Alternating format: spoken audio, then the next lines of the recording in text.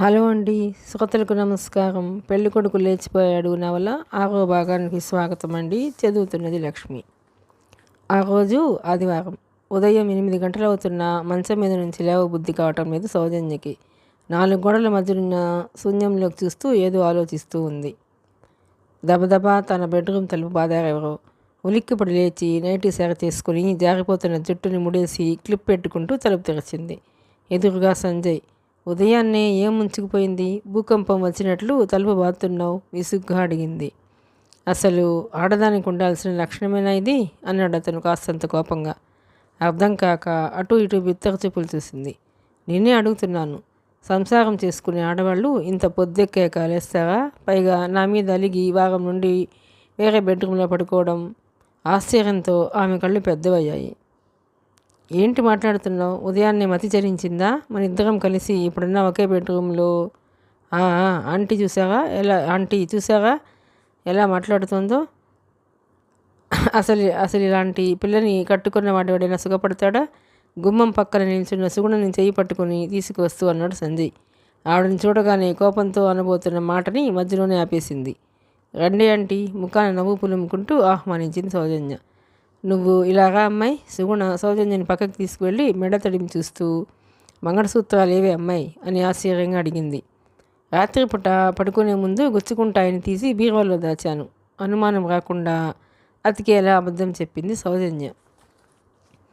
మాంగళ్యం గుచ్చుకుంటోందని మెడలోంచి తీసేసిన దానివి మొగుడి కష్టసుఖాలు ఏం చూస్తావు? నీకు కోపం వస్తే రానివమ్మా, నీకు 4 మంచి మాటలు చెప్పాలని అనుకుంటున్నాను. ఎప్పుడూ బోసిమెడతో తిరుగుతున్నావు. కనీసం నల్లపూసలు వేసుకోవు. తాళి గుచ్చుకుంటుంది కాళ్ళకు మట్టలు పెట్టుకోవు. చేతికి 4 గాజులన్నా వేసుకోవు. పోనీ అవన్నీ ఎలా ఉన్నా మొగుడిని వదిలి తగుదినమ్మా అని వేరే గదిలో పడుకోవడం మీ బాబాయ్ ఈ మధ్య ఉదయాన్నే తోట పని చేసేటప్పుడు గమనించాగట. నువ్వో బెడ్రూమ్లో, అబ్బాయి ఇంకో బెడ్రూమ్లో. వాళ్ళ కాపురం సజావుగా లేనట్టుంది అని ఆయన ఒకటే బాధపడుతున్నాడు. అబ్బాయికే గట్టిగా చెబుతామని వచ్చాను. తీరా అతని తప్పు ఏం లేదని తేలింది. నేను వచ్చేసరికి స్నానం చేసేశాడు. కాఫీ కూడా కలుపుతున్నాడు. నువ్వేమో మంచం దిగవు. ఇదేమిటబ్బాయి అని అడిగితే నీ గురించి ఎంత బాధపడ్డాడని నా గుండె కరిగి నీరైందనుకో అంటూ అందామె. అంతగా ఏం బాధపడ్డారు? పంటి బిగువన కోపాన్ని ఆపుకుంటూ అడిగింది సౌజన్య. 1 2 సరిగా వంట చేయవంట. ఎప్పుడు ఏదో దానికి సాధిస్తావట. ఆఖరికి పడకలు నువ్వే వేరు చేసావంట. చివరి మాట రహస్యంగా అంది. సౌజన్య మొహం జేవరించిపోయింది. మగవాడిని అలా బాధ పెట్టకూడదమ్మా. వాళ్ళ మనసు పాలకన్నా పదిలం.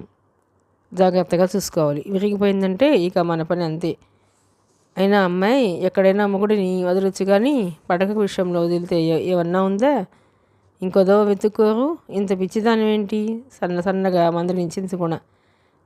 గన్ దొరికితే వెంటనే ఆ క్షణంలోనే సంజయ్ చనిపోకుండా కాల్చేయాలని ఉంది. ఈ నీతులు, ఈ బోధనలు అన్నింటినీ మించి సంజయ్ తప్పించుకుని తను నిరికించేయటం కడుపు మంటగా ఉంది. లోలోన కుతకుతలాడిపోతోంది. ఇదిగోనమ్మా, చెప్పేది విను. ఇన్నేళ్ళు నేను మీ బాబాయ్ గారు అన్యోన్యంగా ఉన్నామంటే కారణం కలహాలు లేవనా? కాదు. ఎన్ని గొడవలు వచ్చినా రాత్రికి సమసిపోయేవి. సంసారం అంటే శరీరాలు పంచుకోవడం అని మాత్రమే చెప్పడం లేదమ్మా. రాత్రి కాగానే భార్య బిడ్డలు ఎదురు చూస్తున్నారన్న భావం ఉంటే మొగుడు ఇంటికి కదులుతాడు. లేకపోతే అంతే. హోటల్ ఎంతో ఇల్లు అంతే.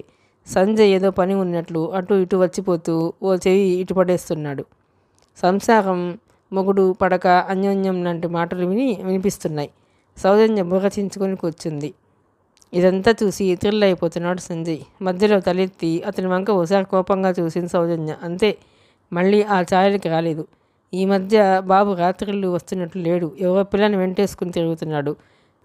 మీ బాబాయ్ ఓసారి అడిగేస్తానన్నారు. నేనే ఆపాను. ఇంతకీ ఎవరా పిల్ల? అనుమానంగా అడిగింది సుగుణ. ఆయన ఫ్రెండ్. ఇద్దరిది ఒకే ఆఫీసు చెప్పింది సౌజన్య. అయితే కష్టమేనే. అందుకే ఆడది జాగ్రత్తగా ఉండాలి. మొగుడిని కొంగున ముడేసుకోవాలి కానీ ఇంకో కొంగు పట్టుకునేలా చేయకూడదు. ఏం జరిగినా ఆడదాన్నే అంటారు తప్ప మొగుడిని వేలెత్తి చూపించరు. చేతులు కాలేక ఆకులు పట్టుకుని ఏడిస్తే ఏం లాభం? మీరు ఇంట్లో దిగే ముందు మీ ఆయన నీకు విడాకులు ఇస్తానంట కదా. ఈ పిల్లని చూసేనేమో. ఏమో ఏ పుట్టలో ఏ పాముందో ఎవరికి తెలుసు. మన జాగ్రత్తలో మనం ఉండాలి. ఎక్కడి నుంచి ఎక్కడికో ముడిపెట్టేస్తూ మాట్లాడేస్తున్న సుగుణను చూసి బెంబెలెత్తిపోయిన సౌజన్య. కళ్ళ ముందే ప్రపంచం మొత్తం కదిలిపోతున్న ఫీలింగ్. ఇంకోసారి ఎప్పుడు అబ్బాయితో గొడవ పడకు. ముఖ్యంగా ఇద్దరు చెరో బెడ్రూమ్లో పడుకోకండి. ఒకే బెడ్రూమ్లో ఒకే బెడ్ మీద, అది ఇరుకైన బెడ్ మీద, అది ఒకే దిండు ఒకే బ్లాంకెట్. అర్థమైందా? భార్య ఎప్పుడు భర్తని అయస్కాంతంలో అతుక్కొని పోయి ఉండాలి. భిన్న ధృవాల్లా ఉండకూడదు. అలా ఉంటే మరో ధ్రువం వచ్చి భర్త ధ్రువంలో అతుక్కుపోతుంది. దాన్నే పతి పత్ని ఔర్ ఓ అంటారు. ఆ ఓ ఎంటర్ అయిందంటే బతుకు బళ్ళారే, కుటుంబం కొల్లేరే, సుఖం చాకిరేవే. అర్థమైందా? ఇక నుంచి సిగ్గుపడకుండా, సిగ్గు లేకుండా మొగుడిని సుఖపెట్టు. ఏదైనా తిట్టుకున్నా కొట్టుకున్నా 4 గోడల మధ్య ఉండాలి కానీ నలుగురు నవ్వేలా ఉండకూడదు. బాబుకు కూడా ఇందాక చెప్పానులే, నేను ఏమీ అనడు, జాగ్రత్తగా ఉండండి అన్నీ బోధించి 9:30కి కదిలింది ఆవిడ. తల దిమ్మెక్కిపోయింది సౌజన్యకి. సంజయ్ని 4 దులిపేద్దామని అనుకున్నదల్లా మనసు మార్చుకొని స్నానం చేసి వచ్చింది. ఆకలితో కడుపు మండిపోతుంది. పంతం కొద్దీ కిచెన్లోకి వెళ్లకుండా కూర్చుంది. అక్కడి నుంచి అతని బెడ్రూమ్ క్లియర్గా కనిపిస్తుంది. 10 నిమిషాల నుంచి డ్రెస్సింగ్ టేబుల్ దగ్గర నుంచి కదలకుండా రెడీ అవుతున్నాడు. చూసి ఒళ్ళు మండి గుమ్మంలో నిలబడి, ఏంటి ఈరోజు ఆదివారం, ఇంత ఉదయాన్నే తీరిగ్గా షోక్గా తయారవుతున్నావు? పెద్దగా అంది సౌజన్య. అద్దంలోంచి ఆమెను చూస్తూ. ఊహించు అన్నాడు సంజయ్. నీకు అందం మీద ఇంత శ్రద్ధ పుట్టిందంటే ఏదో బ్రహ్మాండమైన రీజన్ ఉంటుందిలే, వెటకారంగా అంది సౌజన్య. ఎస్, నా honey, my sweet darling Mahi వస్తోంది తన్మయంగా అన్నాడు సంజయ్. మళ్ళీ ఈ కొత్త మహి ఎవరు? అతని తన్మయత్వం చూసి ఒళ్ళు మండుతున్నా అడిగింది సౌజన్య. మహాలక్ష్మి వస్తోంది. ఒక క్షణం నోట మాట రాలేదు. కాసేపు అలా నిల్చుండి మౌనంగా వెనక్కి తిరిగింది. ఆఖరికి ఈరోజు కూడా అతను తన కోసం ఈ ఇంట్లో ఉండలేడు. మహాలక్ష్మి కోసమే. బాధగా గుండెల్ని రంపంతో కోస్తున్నట్లుగా ఉంది సౌజన్యకి. తన బెడ్రూమ్లోకి వెళ్ళిపోయింది. కిటికీ చివ్వలకి మొహం మాంచి చూస్తుండిపోయింది. వెనక నుంచి, సౌజీ, నేను తనని తీసుకొస్తాను, టిఫిన్ బయట చేసిస్తాను, నువ్వు లంచ్ ప్రిపేర్ చెయ్యి చెప్పి హడావుడిగా వెళ్ళిపోయాడు సంజయ్.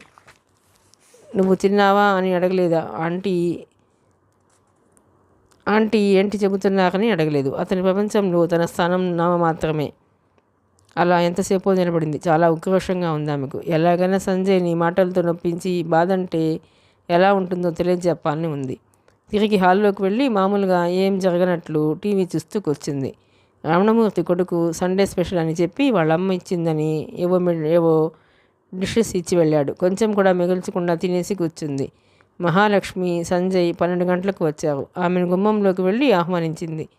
వాళ్ళ ఇంటి గుమ్మంలోంచి సుగుణ కోపంగా చూడటం గమనించి శాంతం అన్నట్టు చెయ్యి ఊపింది సౌజన్య.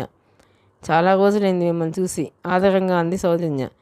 తూలి పడబోయి నిలదొక్కుని, ఇంత ఆదరపూర్వక స్వరం సౌజన్యదేనా అని పరికించి చూశాడు. పిక్నిక్ తర్వాత ఇప్పుడే చూడటం అంది మహాలక్ష్మి. కాసేపు పిచ్చాపాటి కబుర్లయ్యాక, సంజు ఆకలేస్తుంది, వంట చెయ్యి అంది సౌజన్య. సంజయ్, మహాలక్ష్మి ఇద్దరూ షాక్ అయ్యారు. మహాలక్ష్మి క్షణంలో తీరుకుని అతని వంక నవ్వుతూ చూసింది. సంజయ్కి ఇంకా నమ్మశక్యంగా లేదు. సౌజన్య తన్నేనా అలా అంది? అది మహాలక్ష్మి ముందు. ఈ టైంలో ఈగో ఫీల్ అయ్యాడు. మతుండే మాట్లాడుతున్నావా? నేను వంట చేయడం ఏంటి? తీవ్రంగా ఉంది అతని స్వరం. అతని మాటలకి ఎంత మాత్రమూ జంకలేదామె. ఇందులో తప్పే ఉంది? చాలాసార్లు నేనే చేస్తున్నాను. నీకోసం వండి వృద్ధాగా ఎన్నిసార్లు నువ్వు రాక వేస్ట్ చేయాల్సి వచ్చింది.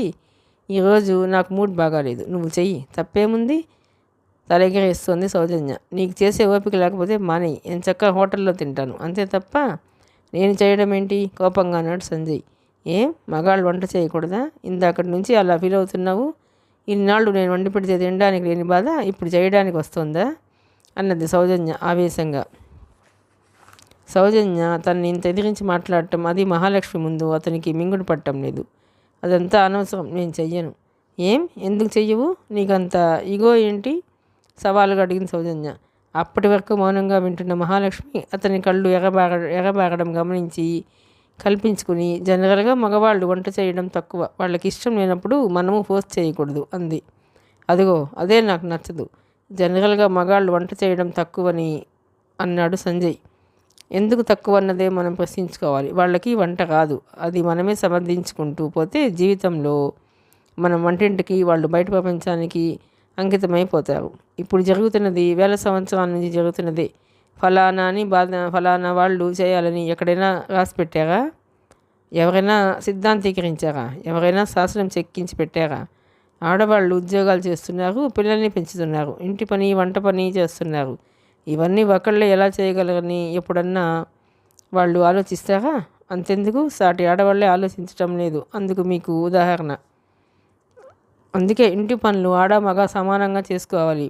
మీకు విషయం తెలుసా? 10 ఏళ్ల కిందట యూరప్ కంట్రీస్లో ఓ యువత తన 2 పిల్లలతో కలిసి తన ఇంటి ముందే టెంట్ వేసి ప్లేకార్డ్స్తో సమ్మె చేసింది.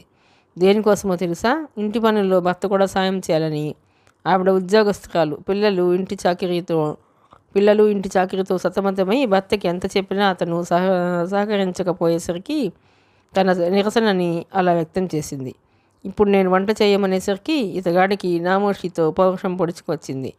రోజు మనం తినే వంట చేయడం సిగ్గుమాలిన పని అయితే, రోజు ఇళ్లల్లో కోట్లాది స్త్రీలు 2 పూట్లా చేసే ఆ సిగ్గుమాలిన పనిని పురుష మేధావులు ఎందుకు మార్చడం లేదు? ఆవేశంతో అడిగింది సౌజన్య. ఇప్పుడు నువ్వు చెప్పే ఉపన్యాసాలు వినడానికి రాలేదు, మాకంత ఓపిక కూడా లేదు, లేచాడు సంజయ్. కూర్చోండి, ఇంట్రెస్టింగ్గా ఉంది. సౌజన్య, నిజంగా ఈ విషయాల గురించి మీకు తెలిసిందంతా చెప్పండి, నాకు వినాలని తెలుసుకోవాలని ఉంది ప్లీజ్, అభ్యర్థనగా అంది మహాలక్ష్మి. నిజంగా ఆసక్తిగా ఉందా? అనుమానంగా అడిగింది సౌజన్య. ప్రామిస్, చేతిలో చెయ్యి వేసింది.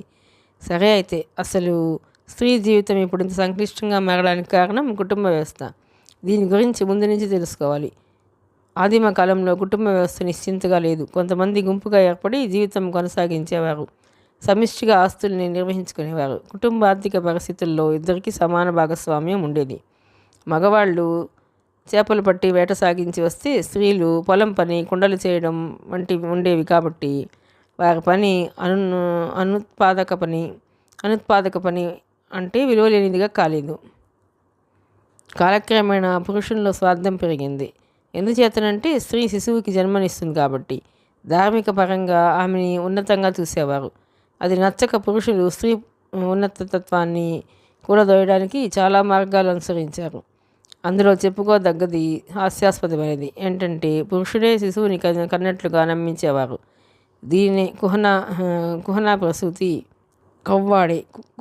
ప్రసూతి అంటారు. తర్వాత మాతృత్వం కన్నా పితృత్వం గొప్పదని చాటేవారు. స్త్రీలకి సంతాన శక్తి ప్రదాతగా పురుషుడు నిలదొక్కుకోవడంతో స్త్రీ ఆధిక్యత తగ్గి పితృస్వామ్యం ప్రారంభమైంది. ప్రపంచంలో చాలామంది మేధావులు ఈ కుటుంబ వ్యవస్థ గురించి అనేక పరిశోధనలు చేశారు. అవన్నీ కామన్గా చెప్పే విషయం ఒక్కటే, ఆదిమ కాలంలో మాతృస్వామ్య వ్యవస్థ ఉన్న స్త్రీ పురుషుల మధ్య సమానత్వం ఉండేది. ఇక మధ్యయుగానికి వస్తే పురుషుడు పూర్తిగా ఆధిపత్యం పొందాడు. బలవంతుడు బలహీనులను బానిసలుగా మార్చేశాడు. అది పురుషుడైనా కావచ్చు, స్త్రీ అయినా కావచ్చు. ఆడవాళ్ల మీద మగాడి ఆధిపత్యం తగ్గి రాజ్యం ఆధిపత్యం పెరిగింది. స్త్రీలకి భోగాలు, లగ్జరీస్ ఉండకూడదని ఓసియన్లా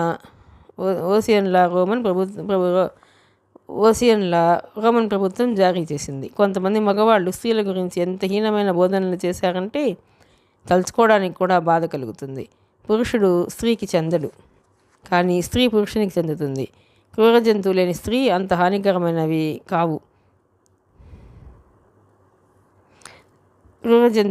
స్త్రీ అంత హానికరమైనవి కావు. చర్చికి క్రీస్తు అధిపతి అయినట్లు స్త్రీకి పురుషుడు అధిపతి. చర్చి క్రీస్తుకి సేవలు అందించినట్లు స్త్రీ పురుషునికి సేవ చేయాలి. యాడమ్ చేత పాపం చేయించింది ఈవే. ఈ విమర్శలు మతాలకు, కులాలకు, వ్యవస్థలకు అతీతంగా నిజాయితీగా చేస్తున్నవి. వీటికి సంబంధించిన ఫుట్ నోట్స్ నా దగ్గర ఉంది.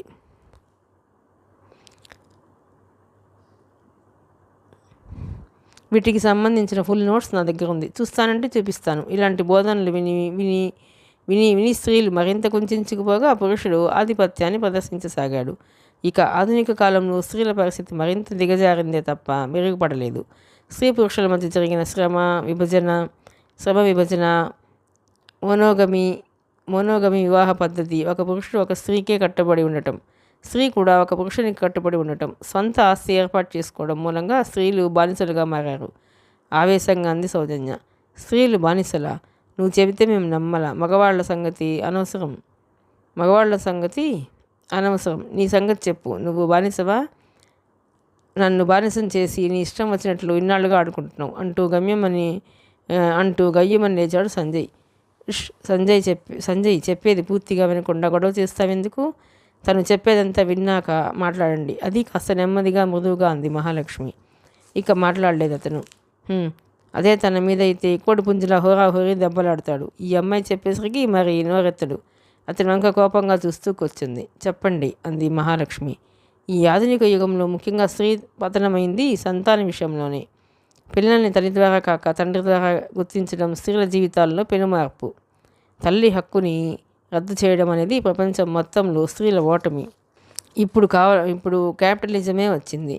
దీని మూలంగా ఆడవాళ్ళు విలాస వస్తువులుగా మారారు. స్త్రీ శరీరం వ్యాపారంగా మారింది. దీని నుంచి బయటపడడానికి వీలు లేని పరిస్థితులు కుటుంబంలోనే ఉన్నాయి. కుటుంబంలో ఎవరేం పని చేయాలో నిర్ణయించేది మగవాడు.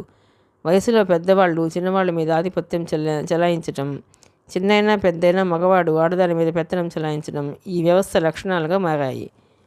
చాలా కుటుంబాల్లో మీరు చూడండి, 10 ఏళ్ల పిల్లాడు 15 ఏళ్ల అక్కని, 30 దాటిన తల్లిని, 50 దాటిన నానమ్మని తన మాటలతో కంట్రోల్ చేస్తాడు.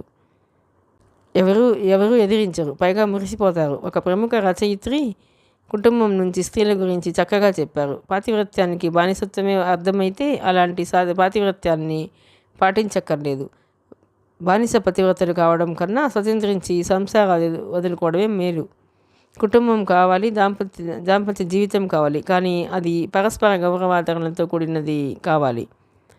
పవిత్ర ప్రేమ అనురాగాలు నిండింది కావాలి.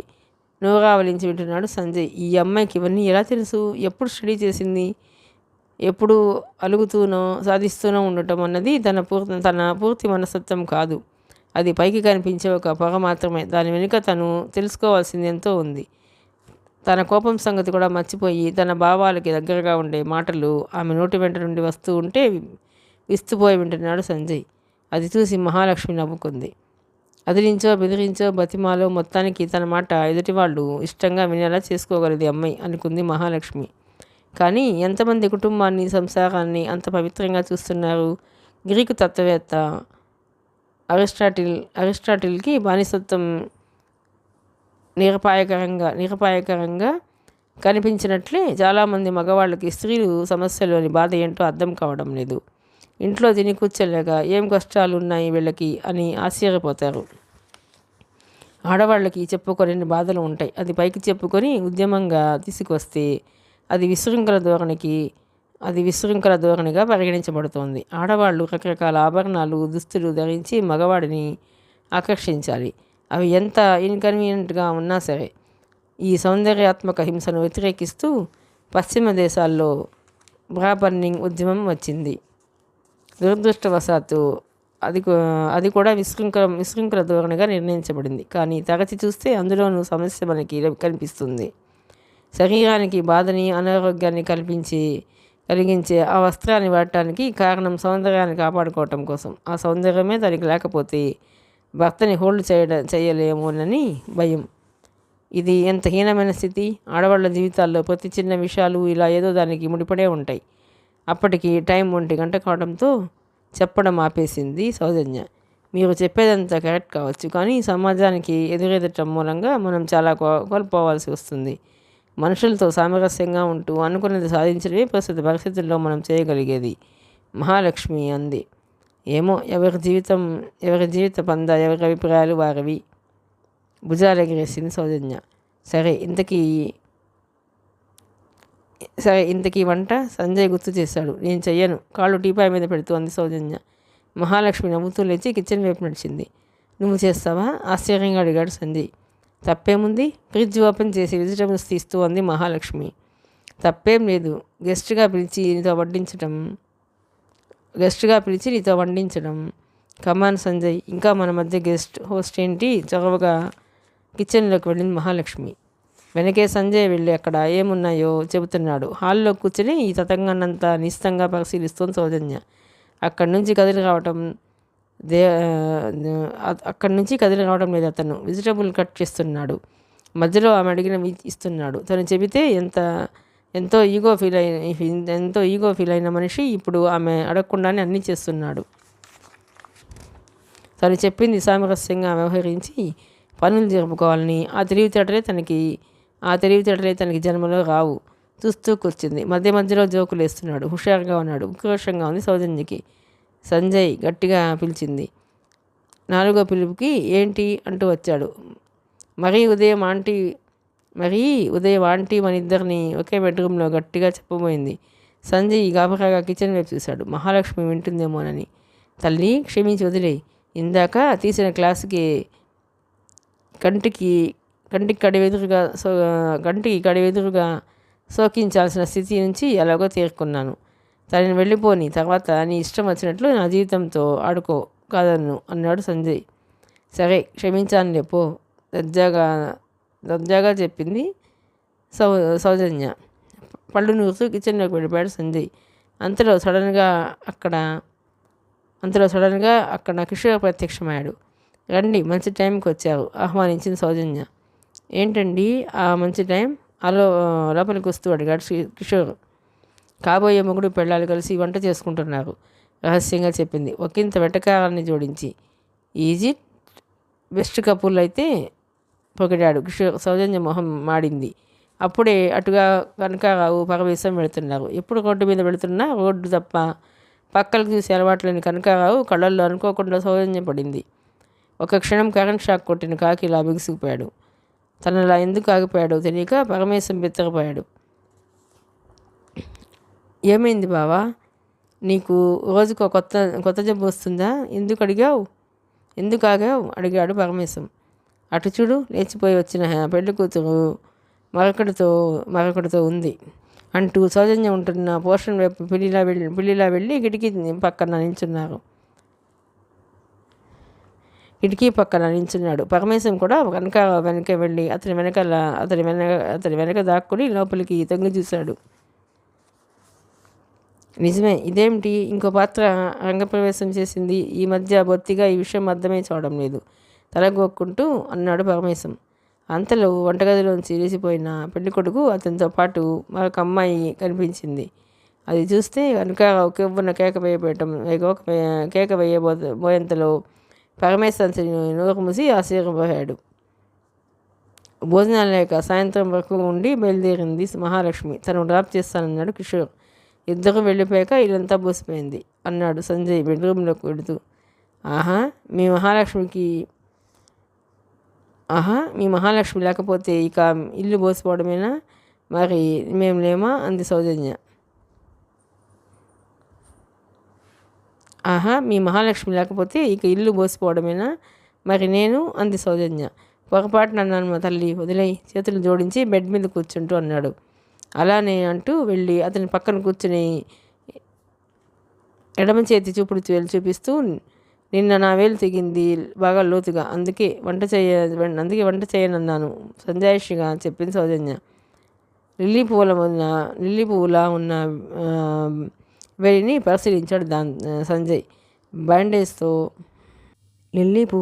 వేలిని పరిశీలించాడు సంజయ్. బ్యాండేజ్ వేసుకోలేదా అంటూ ఫస్ట్ ఎయిడ్ కిట్ తెచ్చి డెట్టాల్తో కడిగి టించర్ అద్ది బ్యాండేడ్ వేశాడు. అంతసేపు అతని మొహం వైపే చూస్తూ కూర్చుంది. మహాలక్ష్మి ఉన్నప్పుడు చెప్పినా ఇదంతా చేసేవాడివా అడిగింది సౌజన్య సడన్గా. ఎందుకు చేయను ఆశ్చర్యంగా అన్నాడు. ఏమో, తనుంటే నన్ను పరాయదానిగా చూస్తావు, ఏడుపు వస్తుంది, కోపంలో ఏదో ఒకటి అంటుంటాను మనసు విప్పి చెప్పింది సౌజన్య. అందుకే నాకు ఏడిపించాలనిపిస్తుంది కొంటగా అన్నాడు. అంతలోనే అతని స్వరం మారింది. మనం ఇంత అటాచ్మెంట్స్ పెంచుకోకూడదు, తర్వాత ప్రాబ్లమ్స్ రావచ్చు. అంతెందుకు, రోజు మహాలక్ష్మితో మాట్లాడేటప్పుడు 10 నిమిషాలకు ఒకసారైనా నీ పేరెత్తుతానంట. మీ మనసులో తనకి ప్రత్యేక స్థానం ఉన్నట్లుందే అని ఆశ్చర్యపోతుంది. నిజమే, నాకు అనిపిస్తుంది. నువ్వు ప్రసాద్ని పెళ్లి చేసుకొని వెళ్ళిపోతే నేను ఇప్పటిలా నీతో ఉండటానికి వీలుండదు. ఇంత స్నేహంగా ఉండలేం. నీ స్నేహం, నీ సాన్నిహిత్యం ఎప్పటికీ కావాలనే అనిపిస్తుంటుంది. ఎందుకో తెలియదు అన్నాడు సంజయ్. నిజంగా నువ్వు చెప్పేదంత నిజమా? నా గురించి ఆలోచిస్తావా? మొహం వెలిగిపోతుండగా అంది. ఎందుకు ఆలోచించను? ఉదయం లేచిన దగ్గర నుంచి రాత్రి పడుకునే వరకు రోజుకి 10 సార్లైనా నీ అల్లరి, నీ మాటలు గుర్తుకు వస్తూనే ఉంటాయి. అయితే నేను పెళ్లి చేసుకోనులే, నీ దగ్గరే ఉంటాను అంది సౌజన్య. అబ్బా, అంత త్యాగం వద్దులేమ్మా, మా మహాలక్ష్మి అప్పడాలు కర్ర పట్టుకునే స్థితి వస్తుంది.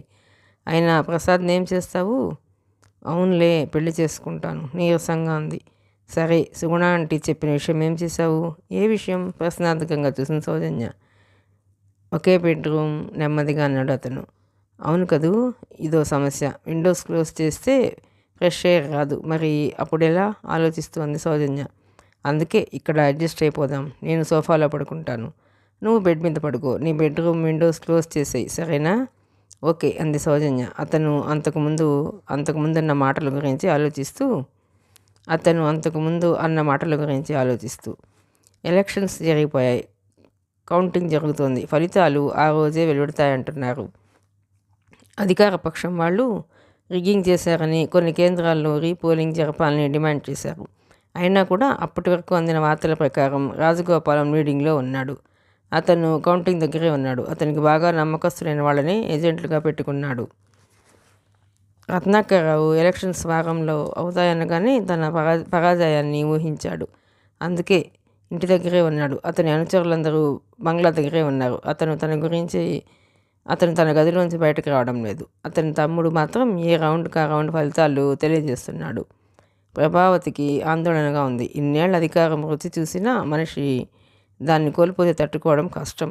ఆ కోపంతో ఎలా రియాక్ట్ అవుతాడోనని భర్త గురించి దిగులు పడుతుంది. కాఫీ పంపిస్తే పనమ్మాయి చేతిలోని కప్పు గోడకేసుకొట్టాడు. అటు వెళ్ళడానికి జంకుతున్నారు అందరూ. ప్రభావతి అనునయింపుగా ఏదో చెప్పబోయింది. లోపలికెళ్ళు అంటూ ఓ కరుపు అరిచాడు. ఆ శిబిరంలో ఆనందోత్సాహాలు వెల్లివిరిశాయి. పండగ వాతావరణం నెలకొంది. తారాజువ్వలు నింగికి ఎగురుతున్నాయి, అవుట్లు పేలుతున్నాయి. ఓపెన్ టాప్ జీప్ వెనకాల వందలాది వాహనాలతో రాజగోపాలం ఊరేగింపుకి బయలుదేరాడు. అంతకుముందే జరిగిన విషయానికి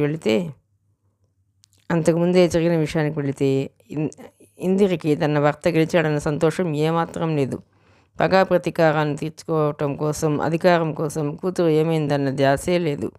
హారతి తీసుకుని రమ్మని భర్త కబురు చేసినా బెడ్రూమ్ నుంచి బయటకు రాలేదామె. మీరు గట్టిగా ప్రయత్నించి ఉంటే సౌజన్య దొరికేది, నా కడుపు కొత్త తీరేది. ఈరోజు కన్న కూతురి కన్నా మిగతావే ప్రధానమైన విషయాలనుకుంటున్న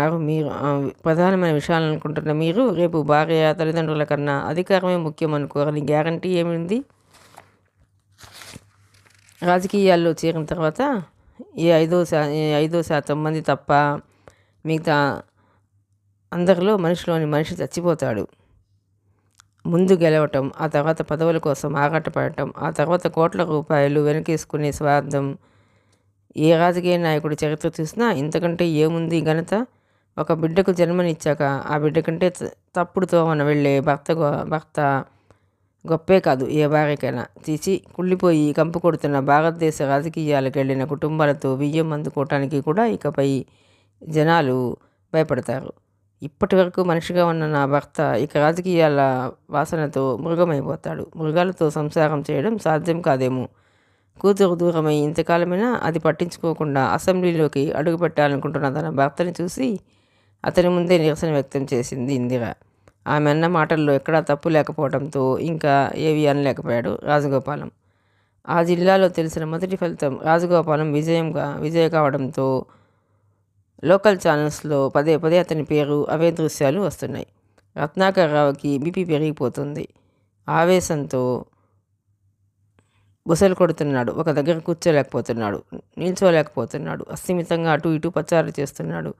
ఓటమి అతన్ని దహించి వేస్తుంది. ఇంతకుముందు అతను పోటీ చేసిన 4 సార్లు గెలిచాడు. 2 దశాబ్దాలుగా ఆ ప్రాంతాన్ని ఎదురులేని రాజుగా వెలిగాడు. అసెంబ్లీలో కూడా తనకంటూ ఒక గుర్తింపు ఉంది. ఈసారి కూడా గెలిస్తే మంత్రి పదవి ఖాయం అనుకున్నాడు. ధీమాతోనే ఇన్నాళ్ళు ఉన్నాడు. 6 నెలల్లో అంతా తారుమారైంది. దీనికంతటి కారణం సంజయ్ అనుకోగానే కొడుకు మీద కోపం 10 ఇంతలైంది. ఆఫ్టర్ ఆల్ చిన్న సంఘటన అనుకున్నాడు. కానీ ఆ ఒక్క సంఘటనే తన రాజకీయ జీవితానికి చరమగీతం పాడింది. టీవీలో రాజగోపాలం కనిపిస్తున్నాడు. తన మీదకి ఫోకస్ చేయబడిన కెమెరా వైపు విక్టరీ సింబల్ చూపిస్తున్నాడు. విజయ గర్వంతో అది తనను ఉద్దేశించినట్లే అనిపించింది. తనని పరిహసిస్తున్నట్లే ఫీల్ అయ్యాడు. ఒళ్ళు మరిచేంత ఉద్రేకం వచ్చేసింది. చేతికందిన ఫ్లవర్ వాజ్ని పట్టుకుని టీవీ కేసి విసిరాడు. ఇక్కడ మాత్రం అతని గురి తప్పలేదు. గింగిరాలు తిరుగుతూ వెళ్ళి టీవీ స్క్రీన్ని ముక్కలు చేసింది. ఒక్కసారిగా బళ్ళు మన శబ్దం వినిపించేసరికి ఇంటిల్లో పాతి పరిగెత్తుకుంటూ వచ్చారు. అతను నా స్థితిలో చూసేసరికి అందరికీ గగురుపాటు కలిగింది. రత్నాకరరావు పరిస్థితి ఇంతగా విషమిస్తుందని ఎవరూ అనుకోలేదు. అతని తమ్ముడు పద్మాకర్ గదిలోని వారందరినీ బయటకు పంపించేశాడు. అన్న దగ్గరకు వెళ్ళి మెల్లగా అన్నాడు, ఏదో ఒకటి చేసేయమంటావా? ఆగ్రహావేశాలతో ఊగిపోతున్నాడు పద్మాకర్. ఏం చేయాలని? రత్నాకర స్వరంలో పగబట్టిన పాము బుస. వాడి రైట్ హ్యాండ్ ఉన్నాడు కదా, ఇందాకే ఫుల్గా తాగేసి పెళ్ళానికి నొప్పులు వస్తున్నాయని అత్తారింటికి మోటార్ బైక్ మీద బయలుదేరారంట. బండి వాడిది కాదు, లైసెన్స్ లేదు, తాగేసి ఉన్నాడు, గొడవ లేదు. మన లారీల శివుడు రెడీగా ఉన్నాడు. ఓ 2 సంవత్సరాలు నాది కదనుకుంటాడు. ఇంతవరకు ఇలాంటివి చేయలేదు. ఇలా నీతులు చెప్పబట్టే ఇలా తలదించుకోవాల్సి వచ్చింది. పుట్టి బుద్ధి ఎరిగాక టాబ్లెట్ వేసుకోలేదని, వయసు మీరాక జవసత్వాలు ఉడిగాక అంటే జబ్బు తగ్గుతుందా? ఇంతకు ముందు చేసినవి చేయాలనే రూల్ ఉందా? ఎప్పటికప్పుడు అవసరాన్ని బట్టే కదా ఏదైనా చేయాలి. నామినేషన్ రోజే అమీ తుమి తేల్చేస్తే మనమేంటో తెలుసుండేది, ఆవేశంగా అన్నాడు పద్మాకర్. సరే కానీ మనమే కక్ష కొద్దీ చేశామని అని అవ్వనివ్వను. సాక్ష్యాలేవి? శివుడు మనకి ఎంత నమ్మినబంటో తెలుసు కదా, దిగులెందుకు? నీ ఇష్టం, జాగ్రత్తగా చెయ్యి అని ఊరుకున్నాడు. ఆవేశంగా అడుగులు వేస్తూ వెళుతున్న తమ్ముడు పద్మాకర్ని చూసి తను తీసుకున్న స్టెప్స్ సరైనదేనా మళ్ళీ ఆలోచించసాగాడు రత్నాకరరావు. సరిగ్గా అప్పుడే లోపలికి వచ్చాడు మారుతీరావు. మీ తమ్ముడు పద్మాకర్ ఆవేశపరుడు, అవివేకమైన నిర్ణయం తీసుకున్నారేమోననిపిస్తుంది.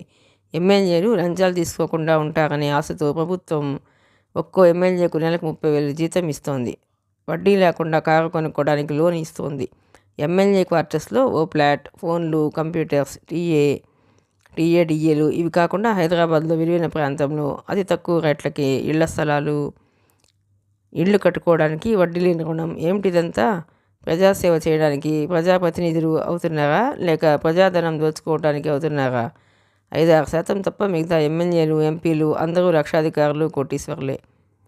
ప్రజలు తెలివి తక్కువ వాళ్ళు కాదు, వాళ్ళకి కూడా బుర్రకాయలు ఉంటాయి, అందులో గుజ్జు ఉంటుంది. అందుకే మీలాంటి వాళ్ళని ఓడించేస్తారు, నిర్మమాటంగా అన్నాడు మారుతీరావు. ఒకసారి ఇబ్బందిగా కుర్చీలో కదిలాడు రత్నాకరరావు. నేనొక్కటే డబ్బు వెనకేసుకున్నానా?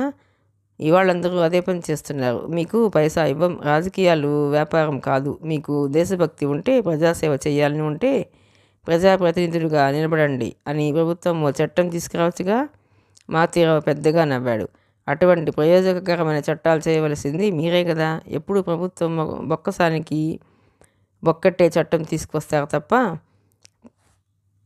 ప్రజల సంక్షేమం కోసం చట్టాలు తీసుకురావడానికి మీరేమన్నా అమాయకులా? ఈసడింపుగా అన్నాడు మారుతీరావు. రత్నాకరరావు ముఖం పాలిపోయింది. మీరు పేదవాళ్ళ? మీకు హైదరాబాద్లో ఇళ్ళు స్థలాలు కావాలా?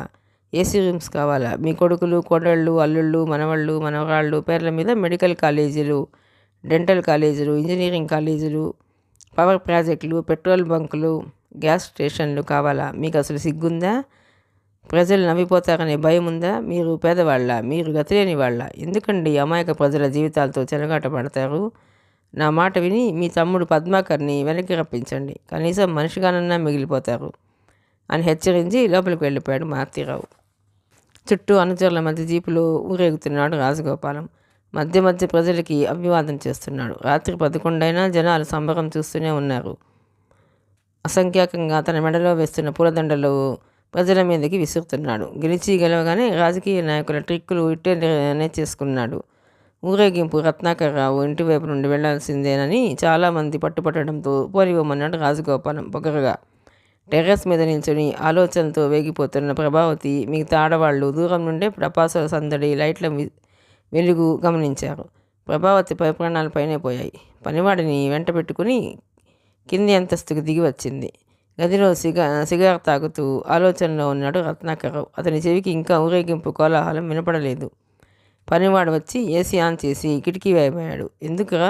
పులిలా గర్జించాడు రత్నాకరరావు. అమ్మగారు వేయమన్నారండి చెప్పాడు. ఫో బయటికి, గదిలో అడుగు పెట్టావా చంపేస్తాను అంటూ ఆగ్రహంతో అరచాడు. కిటికీలు అలాగే వదిలేసి ప్రాణాలు అరచేతిలో పట్టుకుని పరిగెత్తాడు. ఊరేగింపు మలుపు తిరిగింది. నీలగా శబ్దాలు వినిపిస్తున్నాయి. ప్రభావతి గదిలోకి అడుగుపెట్టింది. ఆ శబ్దాలేంటో ఆలకించడానికి ఆ వైపు చెవులు రెక్కించాడు రత్నాకరరావు. ఆమె గదిలోని కిటికీలు వెయ్యిపోయింది. అతనికి ఏదో అనుమానం వచ్చింది. ఆగు అంటూ కిటికీ దగ్గరికి వచ్చి తొంగి చూశాడు. మలుపు దగ్గర నుండి కనిపిస్తున్న వాహనాలు, వాటి వృధ అతనికి విషయం అర్థమైంది. ప్రభావతి నిట్టూర్చి ఏదో చెప్పబోయింది. చేతి సైగతో ఆపేశాడు. ఊరేగింపు ఇంటి ముందుకు వచ్చింది. రాజగోపాలానికి ఆనందం ఆకాశాన్ని దాటుతోంది. ఆనాడు పెళ్లి పందిరిలో నలుగురి ముందు చేసిన అవమానానికి తగిన ప్రతీకారం తీర్చుకున్నాడు. అతని ఇంటి ముందు ఊరేగింపు కావాలనే స్లోగా వెళుతోంది. బంగ్లా వైపు చూశాడు. నిరంతరం మర్చిపోయే వాళ్ళతో కడకళ్ళాడాల్సిన ఇల్లు ఈరోజు కళావిహీనంగా ఉంది. గుబురు మీసాలు చాటున విజయహాసాన్ని తొక్కిపట్టాడు రాజగోపాలం. ఇంతలో హరగోపాలం అన్న పక్కకి వచ్చి చెవిలో ఏదో చెప్పాడు. క్షణంలో వార్త అందరికీ చేరిపోయింది. అందరూ షాక్తో నిశ్శబ్దమైపోయారు. అంతమంది జనాలున్నా చిన్న శబ్దం కాలేదు. రాజగోపాలం వంక చూస్తుండిపోయాడు. రాజగోపాలం రక్తం మరిగిపోతోంది. తన తమ్ముళ్ళ కన్నా మిన్నగా చూసుకున్న అనుచరుడు మరి లేడు. తన విజయంలో ఈ అపశృతిని పలికించిందెవరు? ఆ మాత్రం ఊహించలేని విషయమా? అతని దృష్టి రత్నాకర్ బంగ్లా మీదకి మళ్ళింది. సాభిప్రాయంగా తన జీపులో ఉన్న అనుచరుల కేసు చూశాడు. మనం గాజులు తొడుక్కున్నామా? తీవ్రంగాని కిందకి దిగాడు. హరగోపాల్ సీయోలో కారు తెచ్చి ఆపాడు. రాజగోపాలం అదెక్కి బయలుదేరి వెళ్ళిపోయాడు. అక్కడున్న ప్రతి ఒక్కరిలో ప్రతీకార వాంఛ తలెత్తింది. ముక్కుమ్మడిగా బంగ్లా కేసు కదిలారు. ప్రమాదాన్ని పసిగట్టి ఇంటిల్లిపాది వెనుక ద్వారం కూడా తప్పించుకున్నారు. క్షణాల్లో లక్షల విలువయ్యే ఆస్తి నాశనం చేయబడింది. సౌజీ, ఈరోజు పేపర్ చదివావా? నందిగామ కర్ఫ్యూ అంట. చాలా గొడవలుగా ఉన్నాయంట. ఉదయం ఇంటికి ఫోన్ చేశాను, ఎవరూ తీయలేదు. మధ్యాహ్నం స్నేహ ఫోన్ చేసింది. డాడీ హాస్టల్కి ఫోన్ చేశారంట. చాలా కేర్ఫుల్గా ఉండమని చెప్పారంట. మా ఇల్లు ఫర్నిచర్ ఫినిష్. పోతే పోయింది, అందరూ ప్రాణాలతో బయటపడ్డారు. ఎంత గొడవలవుతున్నాయో చూడు, టెన్షన్ పడుతూ అన్నాడు సంజయ్. మా డాడీ పార్టీ కార్యకర్తని ఎవరో చంపేశారంట. మీ డాడీనే చేయించారని రూమర్.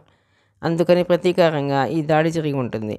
అసలు కారణాలు ఏమైనా వీళ్ళ మనస్తత్వాలు ఇంత క్రూరంగా ఉంటాయని నేను ఊహించలేదు.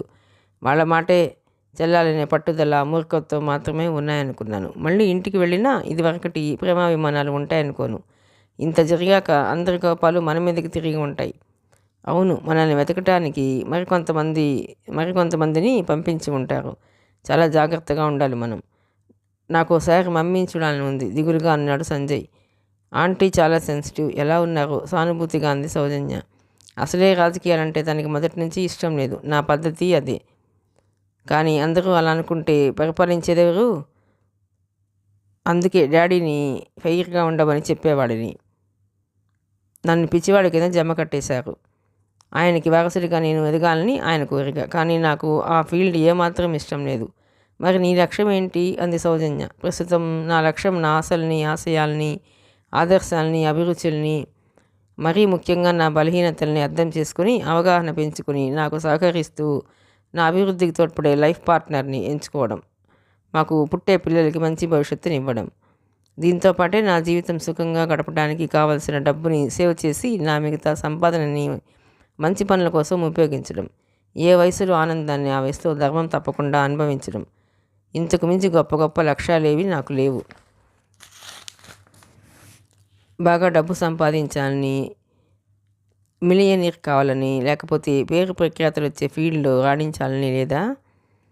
ఎంత డబ్బు సంపాదించినా, ఎంత పేరు తెచ్చుకున్నప్పటికీ ఒక స్టేజ్ వచ్చాక కోల్పోయేదేంటో తెలుస్తుంది. అది మన ఆనందాన్ని మనం గుర్తించి దానికోసం కృషి చేయడం, ఇతరుల మెప్పు కోసం కాకుండా మనకి నిజమైన ఆనందాన్ని ఇచ్చే లక్ష్యాన్ని ఎంచుకొని దానికోసం కృషి చేయడం నా పద్ధతి. అతని మాటలు వింటున్న కొద్దీ ఆమెకి ఆశ్చర్యంగా ఉంది. తను ఎలా ఆలోచిస్తోందో అతని అభిప్రాయాలు అలాగే ఉన్నాయి. ఈ విషయంలో నేను ఇలాగే ఆలోచిస్తాను సంజయ్. చిన్నప్పటి నుంచి డబ్బులో పుట్టి పెరగడం మూలంగానేమో దాని మీద పెద్దగా ఫ్యాసినేషన్స్ లేవు నాకు. ఇక ఏదో ఒక ఫీల్డ్లో గుర్తింపు పొందడం అన్నది నా ప్రధానమైన ఆశయం అని చెప్పడం ఆపింది సౌజన్య. వ్యక్తిగతమైన గ్లామర్ ఫీల్డ్ లైక్ చెయ్యను. బహుశా నువ్వు అన్నట్టు మంచి పనుల కోసం ఏదైనా స్వచ్ఛంద సంస్థని స్థాపించాలన్న ధ్యేయమే ఈ మధ్య నాలో బలంగా కలుగుతోంది అని చెప్పింది సౌజన్య. అవును, మన ఇద్దరు భావాలు ఒకటైనా ఇన్నాళ్ళు ఎందుకు ఇంత దెబ్బలాడుకున్నాం? చాలా ఆశ్చర్యంగా చూస్తూ అన్నాడు సంజయ్. ఇప్పటి వరకు మనం మన బలహీనతల్ని ఎక్స్పోజ్ చేసాం. ఇప్పుడే కదా మన అసలు వ్యక్తిత్వాలు ఏంటో తెలుస్తున్నాయి. పూర్తిగా తెలిసేలోపు నీకు ప్రసాద్తో పెళ్ళైపోతుంది. హ్యాపీగా లైఫ్ ఎంజాయ్ చేయడం మొదలు పెడతావు నవ్వుతూ అన్నాడు సంజయ్. సౌజన్య మొహంలో ఫీలింగ్స్ మారిపోయాయి. డల్ అయిపోయింది. అది ఇట్టే కనిపెట్టేశాడు అతను. ప్రసాద్ సంగతి వచ్చినప్పుడల్లా ఎందుకు డల్ అవుతున్నావు, బెంగ ఆట పట్టిస్తూ అన్నాడు సంజయ్. క్షణంలో తేరుకొని చిరునవ్వు నవ్వుతూ, అవును బెంగే. 4 రోజులు క్యాంప్ని చెప్పి వెళ్ళిన మనిషి నెలలు గడిచిపోతున్నా రాకపోతే బెంగగా ఉండదా? చిరుకోపంగా ఉంది సౌజన్య. అవును, ఎందుకుండదు. ఫోన్స్ చేస్తున్నాడా? ఆ రోజు ఫ్యాషన్ సెంటర్కి చేస్తాడు. ఓ అరగంట మాట్లాడతాడనుకో. కొలీగ్స్ ఏడిపిస్తారని నేనే ఫోన్ పెట్టేయమంటాను. అవును, మీ మహాలక్ష్మి ఇంకా గ్రీన్ సిగ్నల్ ఇవ్వలేదా అడిగింది సౌజన్య. గ్రీన్ సిగ్నల్ ఏమో కానీ రెడ్ సిగ్నల్ పడేట్టుంది, భారంగా నిట్టూర్చాడు సంజయ్. ఏం? ఆశ్చర్యంగా చూస్తుంది సౌజన్య. అదంతా పెద్ద స్టోరీ, మళ్ళీ నిట్టూర్చాడు. అతని వైపు కోపంగా చూసిన సౌజన్య. అంత బిల్డప్ ఇవ్వకు. నాతో చెప్పాలనుకుంటే చెప్పు, లేకపోతే లేదు, కోపంతో కసిరింది. అసలంతా నీ మూలంగానే జరిగింది. అతను కొంచెం సీరియస్ అయిపోయాడు. నా మూలంగానా? అసలు నేనేం చేశాను? అయోమయంగా అతన్ని చూసిన సౌజన్య. వారం కిందట ట్యాంక్ బండికి మేమిద్దరం వెళ్ళాం కదా. వెళ్ళి అలా కూర్చోగానే ఆ విగ్రహాలు చూసి మా సౌజీ ఎన్ని జోక్స్ వేసేదో అన్నానంట. ఓ 10 నిమిషాలు పోయాక పల్లీలు అమ్మేవాడు వస్తే 3 పొట్లాలు తీసుకొని సౌజీకి చాలా ఇష్టం అంటూ పొట్లాం పదిలంగా పట్టుకొని కూర్చున్నానంట. కాసేపు పోయాక మబ్బులు పట్టి ఆకాశం ఉరుముతుంటే మా సౌజీకి చాలా భయం అన్నానంట. రోడ్డు మీద ఒక లేడీ కార్ డ్రైవ్ చేసుకుంటూ వెళుతుంటే మా సౌజీకి నేర్పించాలి అన్నానంట. 5వసారి మా సౌజీ అనేదో చెప్పబోతున్నానంట. తను సీరియస్గా ఈ చెట్టులో, ఆ పుట్టలో, ఆ బుద్ధ విగ్రహంలో మా సౌజీనే కనిపిస్తోంది. నాతో ఇదేనా నువ్వు చెప్పాలనుకుంది అంది మహాలక్ష్మి. నేను మొదటిసారి తనలో కోపం చూడటం అదే. మొహంలో నవ్వులే తెలుసా. స్టన్ అయిపోయాను. అసలు అప్పటి వరకు నేను గుర్తించలేదు నీ గురించి అన్నిసార్లు మాట్లాడానని. నేను వేరనిపించలేదు. నా గురించి నేనే చెబుతున్నట్టు ఫీల్ అయి ఉంటాను. తను అలా అనేసరికి నేను చాలా హర్ట్ అయ్యాను. అందుకే నేను సీరియస్గా చెప్పేశాను. ఆపాడు. కళ్ళెత్తి ప్రశ్నార్థకంగా చూసిన సౌజన్య. సౌజీ నా ప్రాణం, తన గురించి ఏమీ అనొద్దు అని అభిమానంగా అన్నాడు సంజయ్. చిత్రమైపోయింది సౌజన్య. హిమసమీరాలు స్పృశించినట్లు, శుభపరిమళాలని ఆస్వాదిస్తున్నట్లు తనువంతా ఉత్తేజంతో తేలికవుతున్న భావన. అదే సమయంలో మనసంతా అనురాగంతో, ప్రేమతో బరువైపోయింది. కళ్ళల్లో నీళ్లు చిప్పిల్లుతున్నాయి. అతని కంట పడకూడదని లేచి నిలబడింది. చెయ్యి పట్టి ఆపాడు సంజయ్. ఏమైంది? నేనేమైనా తప్పు మాట్లాడానా? ఆదుర్దాగా అన్నాడు సంజయ్. లేదన్నట్లు తల ఊపింది సౌజన్య. మరి? ఆమె చెయ్యి వదలకుండానే అన్నాడు. ఆమెలో సంచలనం ఇంకాసేపు ఉంటే బరస్ట్ అవుతానేమోనని మనసుని స్వాధీనపరచుకోలేకపోతోంది.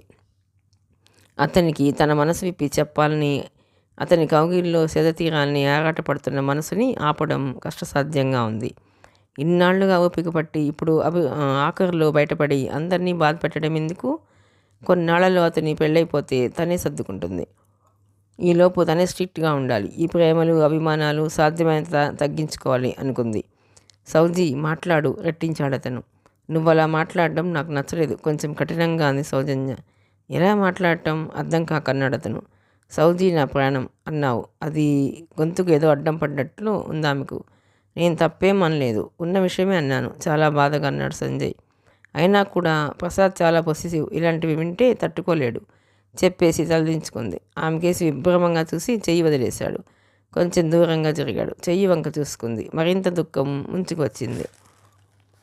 అతను తన బెడ్రూమ్కి వెళ్ళిపోయాడు. అంటే తనేది చెప్పితే అది ఒప్పేసుకోవడమేనా? ఆ ప్రసాద్ ఎవరు? నన్ను అలా మాట్లాడొద్దనడానికి? నా సౌజీ నా ఇష్టం అనొచ్చుగా. మహాలక్ష్మి కోసమో ప్రసాద్ కోసమో ప్రేమని బలవంతంగా అణిచేసుకుంటాడన్నమాట.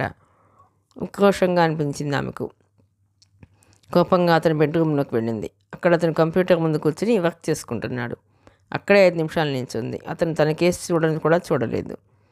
వేగంగా వెళ్ళి కంప్యూటర్ ఆఫ్ చేసింది. తలదించుకొని షర్ట్ బటన్స్ పరిశీలిస్తూ ఉండిపోయాడు. ఇదిగో ఇప్పుడే చెబుతున్నాను, నాతో అనవసరంగా మాట్లాడొద్దు. ఇందాకటిలా ఆ వంక ఈ వంక చెప్పి చెయ్యి పట్టుకోవడాలు. ఆమె మాట పూర్తి కాలేదు. తలెత్తి చూశాడు సంజయ్. ముడిపడిన అసలు ఎగజీరాలనుకున్న కళ్ళు అంటే వచ్చేసిందన్నమాట కోపం. అయినా ఉన్న విషయం చెప్పడానికి భయం ఎందుకు? నన్ను అసలు టచ్ చేయొద్దు, నాకు ఇష్టం ఉండదు చెప్పేసి గబగబా బయటకు వచ్చేసింది. షాక్ తిన్నట్లుగా వెళుతున్న ఆమెకేసి రెప్ప వేయకుండా చూస్తుండిపోయాడు సంజయ్. ఒరే బామ్మర్ది, నాకు అని పరవేశం కళ్ళలో కనిపించిన కోపాన్ని చూసి ఆగిపోయాడు కనకారావు. ఏం మాట్లాడితే ఏమంటాడోనని. ఒరే బామ్మర్ది నాకు అని పరమేశం కళ్ళలో కనిపించిన కోపాన్ని చూసి ఆగిపోయాడు కనకారావు. ఏం మాట్లాడితే ఏమంటాడోనని. పర్వాలేదులే, విషయం ఏమిటో చిన్నగా చెప్పు, క్షమించినట్లుగా అన్నాడు పరమేశం. పెద్దలు పెళ్లి చేస్తామంటే వద్దని లేచిపోయి వచ్చిన వాళ్ళిద్దరూ అమీర్పేటలో రమణమూర్తి ఇంట్లో అద్దె దిగినట్లు అడిగాడు కనకారావు. మరి అందుకే నాకు చిరాకు కలిగేది. సమాధానం లేని ప్రశ్నలు వేస్తూ ఉంటావు ఎప్పుడు చూసినా, పరమేశం తలగొక్కుంటూ అన్నాడు. ఇంకో విషయం రో అన్నాడు. అదేంటి మరలా?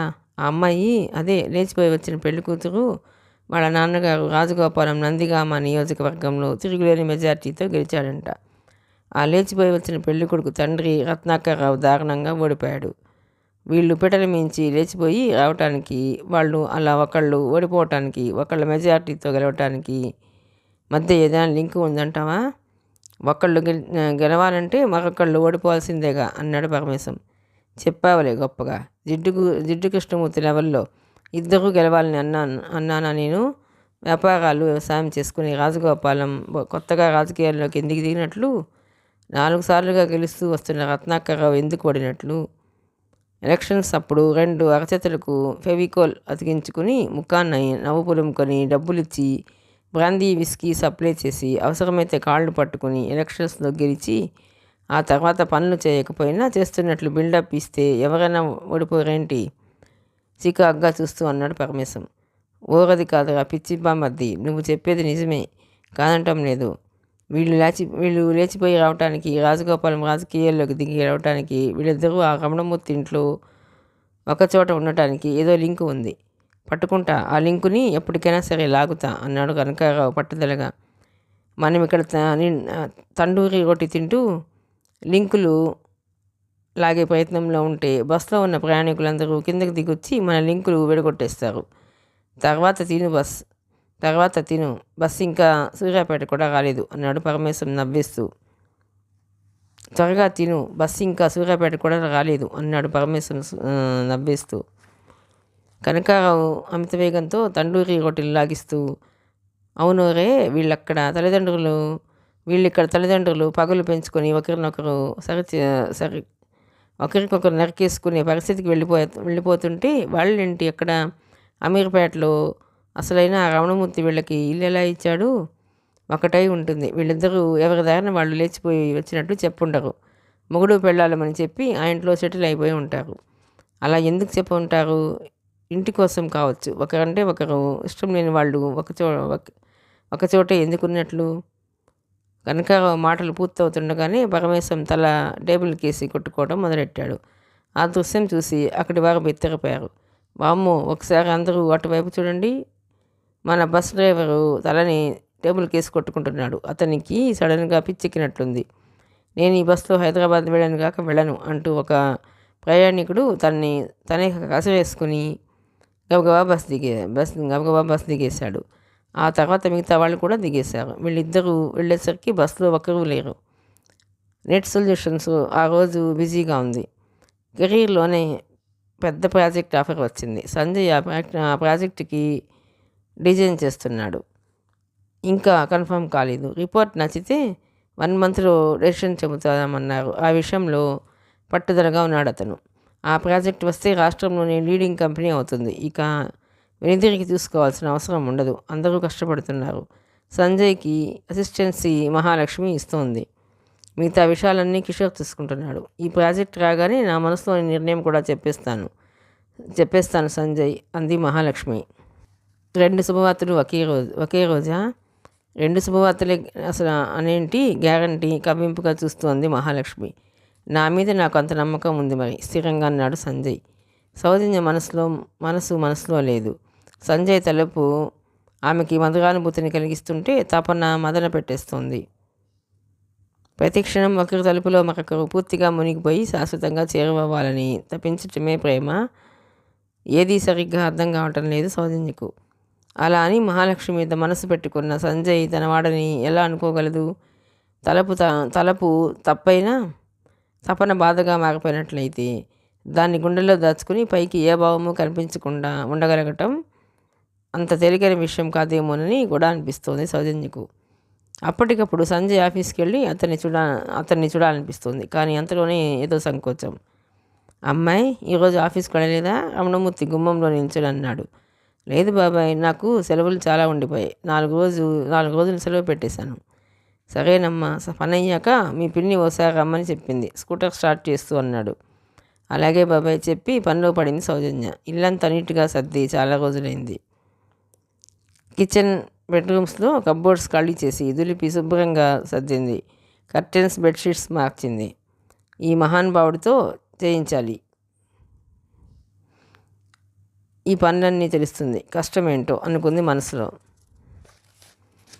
తనన్న రోజు నుంచి తనతో మాట్లాడడం మానేశాడు. ఇంట్లో ఉన్నంతసేపు మౌనంగా ఉంటున్నాడు. ఈ మౌనం మరింత భరింపరానిదిగా ఉంటుంది. అన్యమనస్కంగానే పనులన్నీ పూర్తి చేసి రమణమూర్తి పోషణకి వెళ్ళింది సౌజన్య. రామ్మ, మినప్పిండి రుబ్బాను వడియాలు పెట్టడానికి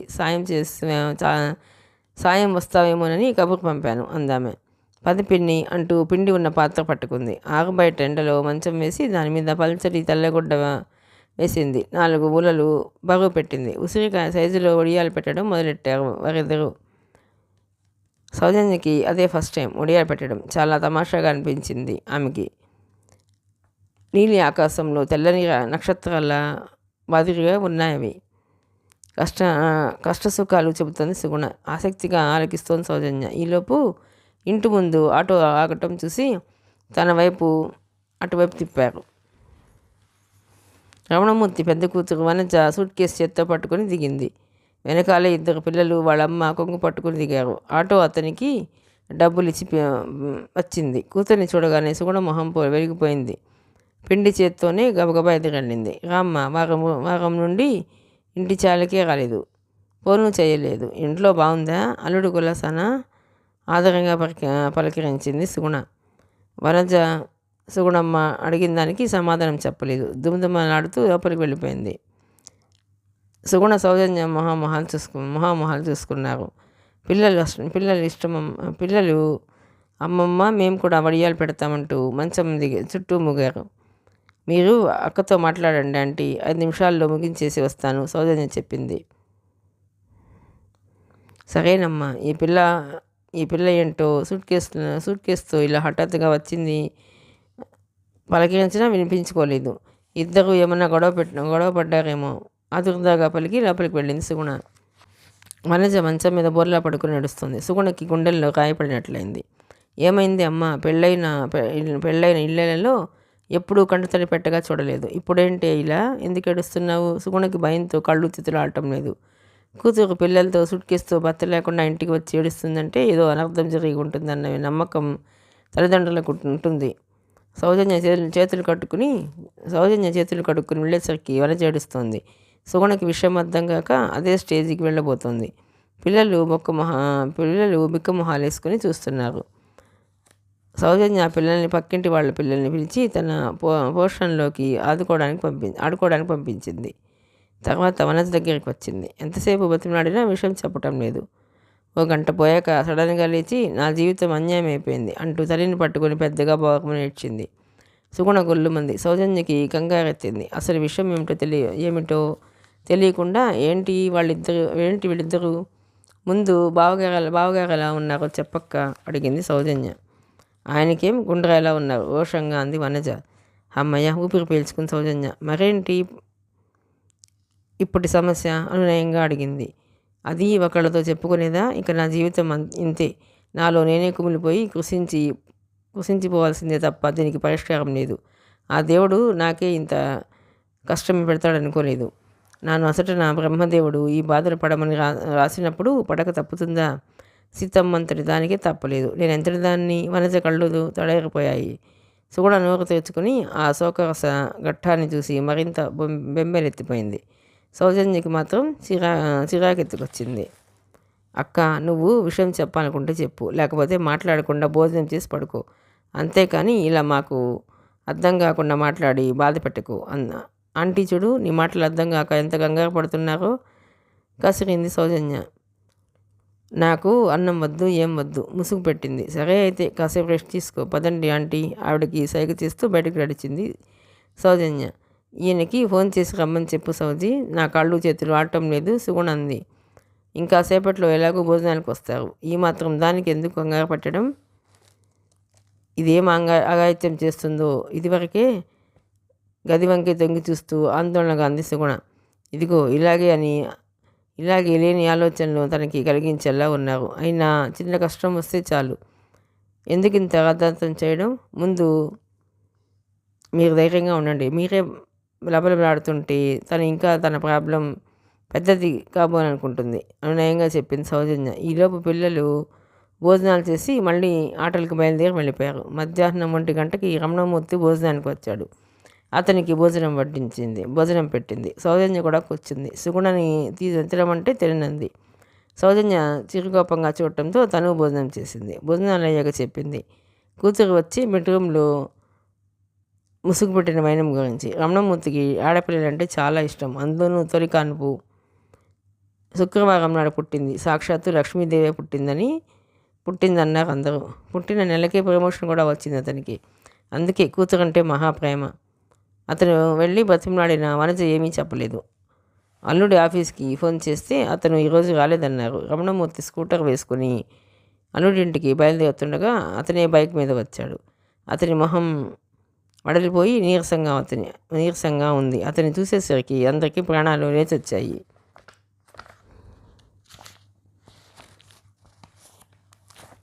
వనజ ఉంది కదా అడిగాడు. ఉందన్నట్టు తలలూపారు అందరూ. పిల్లలు ఆడుకుంటున్నారు సౌజన్య చెప్పింది. అతను లోపలికి వచ్చి కూర్చున్నాక సౌజన్య నిమ్మరసం కల్పించి తాగాడు. ఏంటి బాబు గొడవ? రమణమూర్తి అడిగాడు. ఏం చెప్పమంటారండి, చిన్న విషయానికి ఇంత రాద్ధాంతం చేస్తుంది అన్నాడు అతను. అతని స్వరం వినగానే హాల్లోకి వచ్చింది వనజ.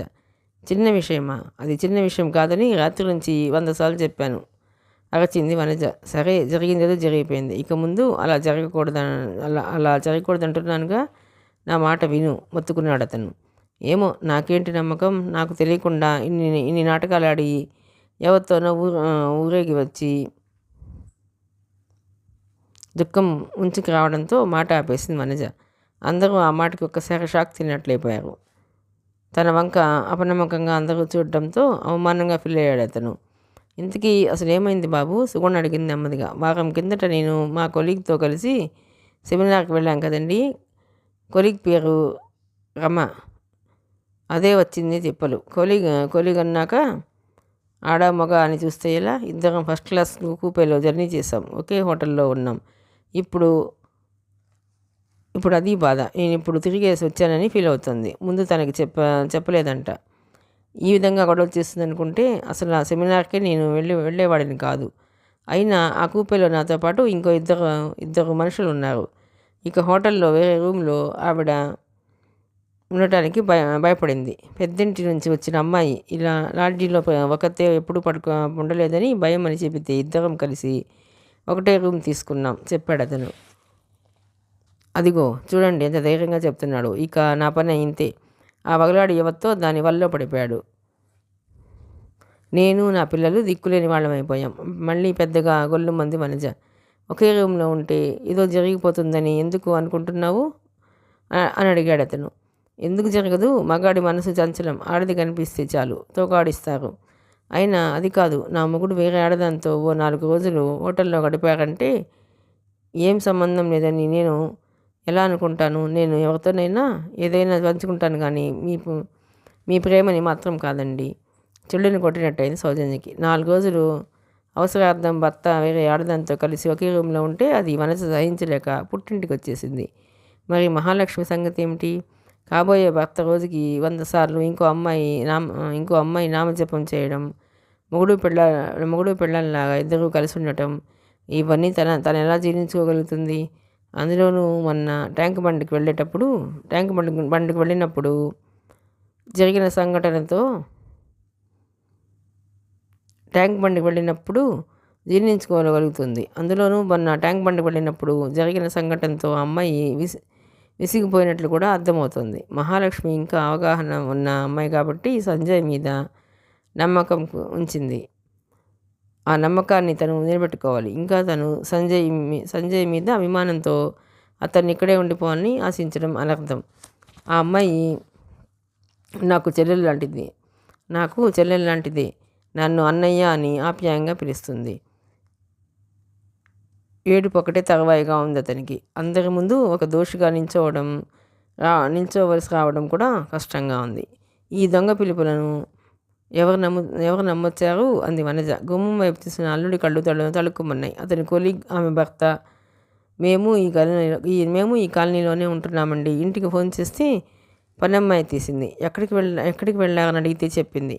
ఎలాగో దగ్గరే కదా, ఓసారి వదిన గారిని కూడా చూసినట్లుంటుందని వచ్చాం. ఆమె స్వీట్ ప్యాకెట్ అక్కడున్న టేబుల్ మీద పెడుతూ అంది. ఈలోపు సుగుణ టీ చేసి ఇచ్చింది. మీకు చాలా థ్యాంక్స్ అండి. మొన్న సెమినార్కి వెళ్ళినప్పుడు సొంత అన్న కన్నా మిన్నగా గౌరవంగా చూశారని తను చెప్పింది. నాకు సమయానికి ఇన్స్పెక్షన్ ఉండి రాలేకపోయాను. తనొక్కదాన్నే భయంగా పంపించాను. రాత్రి వచ్చాక చెప్పింది ఆమె భర్త అన్నాడు. వనజకి కళ్ళు తెరిపిన పడ్డాయి. ఆడదాన్ని ఆమె భర్త విశ్వసించగా తనేంటి తన భర్తని ఇంతగా నిందించి అవమానాలు పాలు చేసింది. వాళ్ళు వెళ్ళిపోగానే భర్త దగ్గరికి వెళ్ళి సారీనండి అంటూ ఏడ్చేసింది. కోపం వచ్చినా ఆనందం వచ్చినా ఏడిపోయినా భార్యని గుండెలకి అదుముకుంటూ చిరునవ్వుతో అన్నాడు అతను. అందరి మనసులు తేలికయ్యాయి. సౌజన్య తన పోషణకి వచ్చేసింది. ఆలోచనలు వదలటం లేదు మహాలక్ష్మికి. సంజయ్ మధ్య తన విషయంలో అబద్ధాలు బిగినయ్యేలోపే సంజయ్ని వేరే హౌస్కి షిఫ్ట్ అవ్వమని చెప్పాలి. అంతలోనే దిగులుగా అనిపించింది. సంజయ్ని వదిలి తను ఉండగలదా? ఉండాలి, తప్పదు. రేపు వాళ్ళిద్దరికీ పెళ్ళయ్యాకైనా ఏ హక్కుతో వాళ్ళ మధ్య ఉండగలదు. ఈ మానవ సంబంధాలు చాలా సున్నితంగా ఉంటాయి. ఏ చిన్న విషయంలో అపార్థాలు తలెత్తినా బలహీనమవుతూ ఉంటాయి. తొందరగా సంజయ్ని పంపించేయాలి. రేపే ఇక్కడి నుంచి వెళ్ళిపోమని చెప్పాలి. ఈ ఒక్కరోజైనా అతనితో సంతోషంగా ఉండకూడదు. మళ్ళీ జీవితంలో అతను నాకేమీ కాడు. మహాలక్ష్మి భర్తగా కొత్త దారిలోకి వెళ్ళిపోతాడు. మనసు కోరింది. దాన్ని అణిచివేయాలనుకుంది. కానీ ఆమెకి సాధ్యం కాలేదు. వెంటనే అతని ఆఫీస్కి ఫోన్ చేసింది సౌజన్య. మహాలక్ష్మి లైన్లోకి వచ్చింది. సంజయ్ లేడా? తటపటాయింపగానే అడిగింది. ఉన్నారు, కానీ చాలా బిజీ. ఏమైనా చెప్పాలా? మృదువుగా ఉంది ఆమె కంఠం. ఒక్కసారి మాట్లాడాలి మొహమాటంగా అంది. సంజయ్ లేడా? తటపటాయింపగానే అడిగింది. ఉన్నాడు, కానీ చాలా బిజీ. ఏదైనా చెప్పాలా? మృదువుగా ఉంది ఆమె కంఠం. ఒకసారి మాట్లాడాలి మొహమాటంగా అంది. క్షణకాలం అటువైపు నిశ్శబ్దం. ఓకే, లైన్లో ఉండండి. సంజయ్కి కనెక్ట్ చేసింది. హలో. అతని కంఠంలో కొంచెం విసుగు. సంజయ్, నేను సౌజన్యని. సౌజీ సంభ్రమంగా అన్నాడు. అంతలోనే ఎలర్ట్ అయ్యి ఏమిటి విసుగు నటించాడు. ఈరోజు త్వరగా ఇంటికి వచ్చేవా? ఎందుకంటే నేను ఒంటరిగా ఫీల్ అవుతున్నాను అన్నానుకుంది. చెప్పలేకపోయింది. అతనికి ఏం అర్థమైందో. సరే, అరగంటలో బయలుదేరుతాను అని చెప్పాడు. అతను లేచి మహాలక్ష్మి క్యాబిన్లోకి వచ్చాడు. నేను ఈరోజు ఎర్లీగా వెళ్తాను. బ్యాలెన్స్ వర్క్ రేపు కంప్లీట్ చేసేద్దాం చెప్పాడు సంజయ్. అదేంటి? ఈరోజు సత్యం కంప్యూటర్స్ వాళ్ళ పని ఎలాగైనా ఫినిష్ చేయాలి. వాళ్ళు గొడవ పెట్టేస్తున్నారని ఉదయం అనుకున్నాం కదా.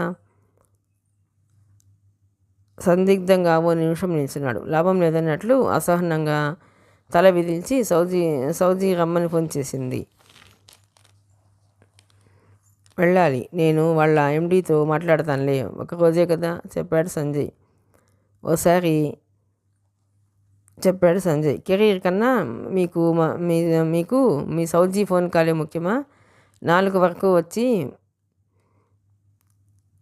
వరకు వచ్చిన మాటని మింగేసి యథావిధిగా చిరునవ్వుతో తలూపింది. అది చూసి మనసు రిలాక్స్ అయ్యి బయలుదేరాడు సంజయ్. కారులో వస్తుంటే ఆలోచనల నిండా సౌజన్య హుషారుగా ఉంది. అతనికి 4 రోజుల నుండి ఇంట్లో మౌనంగా ఉండాల్సి రావడం ఎంతో కష్టంగా ఉంది. అతనికి ఎప్పుడూ ఇంట్లో గలగలా మాట్లాడుతూ ఆ గది నుంచి ఈ గదికి చెంగున లేడి పిల్లలాగా గంతే సౌజన్య కామ్గా ఉండటం బాధగా ఉంది. కానీ తనే చెప్పింది తనతో మాట్లాడొద్దు, టచ్ చేయొద్దు అని. ప్రసాద్కి ఇష్టం ఉండదంట. ఎవడీ బోడి ప్రసాద్? సౌజీ తనది. అసంకల్పితంగా వచ్చిన భావానికి ఉలిక్కిపడ్డాడు. కాలు బ్రేక్ మీద పడింది. మొహానికి చెమటలు పట్టాయి. ఓ పక్క మహాలక్ష్మిని ప్రేమిస్తూ తనేంటి ఇలా సౌజన్య విషయంలో టెన్షన్గా ఫీల్ అవుతున్నాడు. ఈ అమ్మాయి తన జీవితంలో విడదీయగానే భాగమైపోతుంది. ముందు ఆమెతో పెళ్ళైపోవాలి, ఎంత త్వరగా వీలైతే అంత తొందరలో జరిగిపోవాలి అనుకుని కార్ స్టార్ట్ చేశాడు. మిగతా కథ 7వ భాగంలోనండి. ప్లీజ్ అండి, ఎప్పటిలాగే ఈ నవల కనుక మీకు నచ్చినట్లయితే లైక్ చేయండి, షేర్ చేయండి, సబ్స్క్రైబ్ చేయండి.